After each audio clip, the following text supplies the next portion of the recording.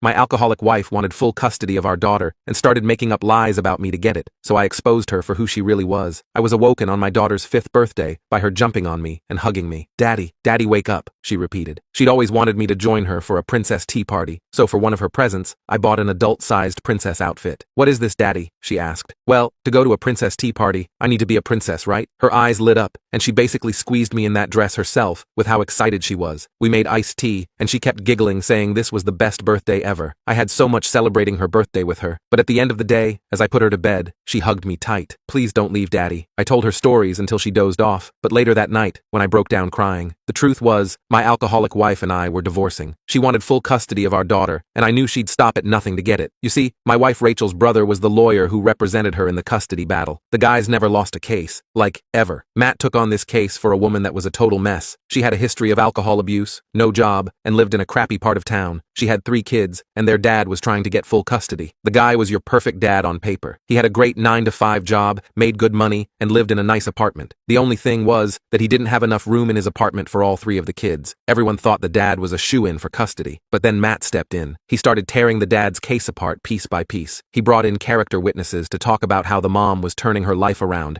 and how much she loved her kids. He made her look like a hero who was battling her demons for the sake of her children. But the craziest part? Matt somehow turned her addiction into a positive. He argued that her previous struggles made her more empathetic and determined to protect her kids from going down the same path. He convinced the court that the mom's tough life made her a stronger and more loving parent. Despite all odds, Matt won the case. The mom got custody of the kids. Knowing all this, I was terrified. If Matt could win a case like that, what chance did I have? But I knew I had to fight for my daughter Lily, no matter how good Matt was. During the court proceedings, Rachel lied through her teeth. She said I was drunk all the time and couldn't take care of Lily. Meanwhile, Rachel was the one with the drinking problem. She spun this whole story about me being this irresponsible, stumbling drunk. Then, she accused me of mistreating her throughout our marriage. She told the court that I was verbally abusive and that I made her life miserable. None of it was true, but she had this sob story all lined up, complete with fake tears and everything. She painted herself as the victim. Rachel even went so far as to say that I neglected Lily. She made it sound like I was some negligent, careless father who couldn't be bothered to take care of his own kid. The worst part was Matt backing her up. He twisted every piece of evidence and every bit of testimony to make me look bad. He brought in so-called witnesses who claimed they saw me drunk or heard me, but her testimony was needed. We were sitting in the courtroom, and Lily was called to the stand. After the judge asked her a few questions, it was time for her to speak. Lily said, "I love my daddy so much. He's the best daddy in the whole world. He makes me good food every day. He reads bedtime stories every night. I want to stay with daddy." When the judge asked about her mother, she said, "Mommy loves me too, but she doesn't like to play dolls with me. She sleeps a lot, and I can't wake her up. And sometimes she gets mad and yells, but daddy never yells." Lily's innocence and honesty were heartbreaking. She didn't understand all the legal stuff, but she knew what it felt like to be cared for and loved. Her testimony was simple, but incredibly powerful. As Lily left the stand and came back to sit with me, I hugged her tightly and told her how proud I was of her. Her words had cut through all the lies. This was something that Matt couldn't fake. It was a turning point in the case, and it gave me hope. The judge took everything into consideration, including Rachel's behavior in court and Lily's testimony. Meanwhile, Rachel's desperation led her to more extreme measures. She faked injuries and claimed I was the one who injured her, but her lies started to unravel when inconsistencies in her stories were exposed. My lawyer played the recordings I had made of my phone calls with Rachel. In these recordings, Rachel's true nature came out. You could hear her slurring her words, yelling irrationally, and making threats. The real kicker was when my lawyer showed the photos and videos of Rachel showing up drunk to supervised visits. There she was, in front of the whole court, stumbling and incoherent. She played the video in its entirety. I looked at Rachel while she watched herself cause a scene. She sunk down and tried to make herself appear smaller. Rachel's face went pale as the evidence was laid out. She tried to interrupt and explain away the recordings and the photos, but it was clear to everyone in the courtroom that her facade was cracking. The final blow came when my lawyer called one of Rachel's own friends to the stand. This friend reluctantly admitted that Rachel had a serious drinking problem and had often confided in her about how she felt bad at times for manipulating the court case. She even mentioned how Rachel had laughed about turning my own parents against me. The courtroom was silent as the weight of this testimony sank in. Rachel's lawyer, her brother Matt, looked visibly flustered for the first time. He tried to regain control, but the damage was done. The judge looked at Rachel with disapproval. Rachel started to lash out. She made desperate attempts to deny the evidence, but her stories were too inconsistent. She kept getting caught up in lies. She claimed the recordings were fake and that the photos were staged, but her points were weak and desperate. The judge took a moment and said that the evidence presented had shown a pattern of instability and dishonesty that could not be ignored. It was like music to my ears. Rachel's lies lies were unraveling right before her eyes, and there was nothing she could do to stop it. For the first time, I felt a bit of hope that Lily could stay with me. My lawyer also shared moments from my life with Lily, including photos of our camping trips, her school achievements, and our quiet evenings reading together. The judge began to see through Rachel's lies and manipulation. This final court session felt tense. Rachel's brother tried again to paint me as an unfit father, but the evidence against Rachel was too strong to ignore. The judge called for a recess and took time to review all the evidence and testimonies. As I sat in the hallway, the only thing that calmed my nerves was looking at a picture Lily had drawn of the two of us. I felt a small hand slip into mine. I looked down to see Lily. She told me that everything was going to be okay. I told her that all the time, and now she was trying to comfort me the same way. The judge returned, and everyone filed back into the courtroom. He acknowledged the difficulty of the situation and the emotional toll it had taken on everyone involved. Then, he turned to Rachel and me. He then said that after careful consideration, it was clear that I had the best interests of Lily, and said she had been awarded to me. The courtroom erupted in chaos as Rachel began to scream and shout. The judge's gavel banged loudly. I felt an overwhelming sense of relief and joy. I knelt down and hugged Lily tightly. I began crying, and Lily wiped my tears. She looked up at me and asked if she would see Mommy again. I told her that she could see her whenever she wanted, as long as I was there. We drove home in silence. Once we arrived, I started making dinner while Lily played with her dolls. At dinner, she asked me with those big, innocent eyes if we were going to be okay. I told her that we would be more than okay. I said we were going to be happy. She smiled, and we enjoyed the rest of our dinner. We had each other, and that was all we needed. The weeks that followed were quite the adjustment. I took a leave of absence from work to spend more time with Lily and to help her settle into our new routine. We went on long walks, visited the park, and spent hours reading stories and playing games. One evening, as Lily and I were cuddled up on the couch watching a movie, she looked up at me with a serious expression. She asked me why her mommy didn't want to be with us, and I struggled to find the right words. I explained that her mother was going through tough times, and that she loved Lily very much, but couldn't take care of her the way she needed right now. Lily nodded. She told me how glad she was to have me as her dad, and snuggled closer to me. I knew there would still be hard days ahead, but I also knew we would face them together. Every year on Lily's birthday, we kept up our special tradition, a princess tea party. It was our thing. Fast forward a few years after the custody battle, and one day, Lily comes home from school with the biggest smile on her face. She'd won an award for being the best reader in her class. I was so proud of her. She ran to her room and came back with this shiny certificate. She was so excited to put it up on the wall. I grabbed a frame, and we hung it together. Looking at that certificate, I couldn't help but think about our journey. Life had settled into this happy routine. I was back at work, juggling my job and being a full-time dad. It wasn't always easy, but every challenge was worth it just to see Lily happy. She was thriving in school, making friends, and growing more confident every day. It was all the proof I needed that we were doing all right.